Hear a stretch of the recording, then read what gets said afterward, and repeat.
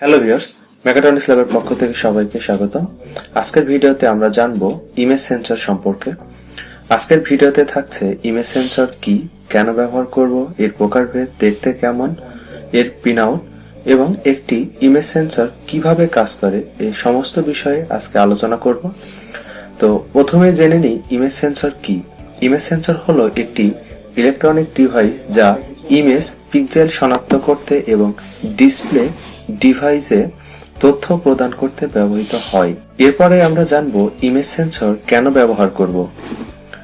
একটি image sensor বা image হলো একটি সেন্সর যা একটি ছবি তৈরি করতে ব্যবহৃত তথ্য শনাক্ত করতে এবং প্রকাশ করে। এটি আলোক তরঙ্গের পরিবর্তনশীল ক্ষয়কে, যেমন তারা বস্তুর মধ্য দিয়ে যায় যা প্রতিফলিত হয়, সংকেতে রূপান্তরিত করে। কারেন্টের ছোট সংকেত যা তথ্য প্রকাশ করে। তরঙ্গ, আলো বা অন্যান্য ইলেকট্রোম্যাগনেটিক বিকিরণ হতে পারে।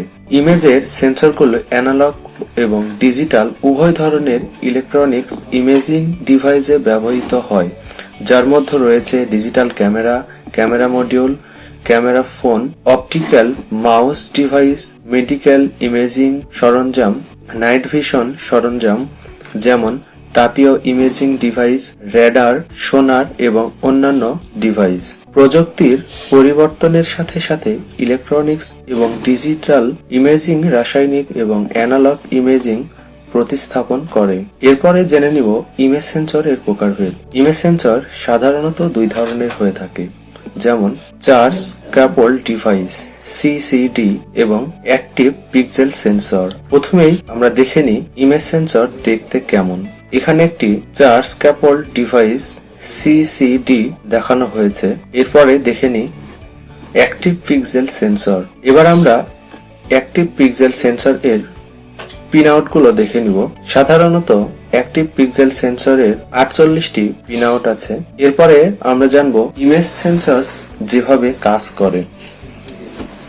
একটি ইমেজ সেন্সর বা ইমেজার হলো একটি সেন্সর যা একটি ছবি তৈরি করতে ব্যবহৃত তথ্য শনাক্ত করে এবং প্রকাশ করে।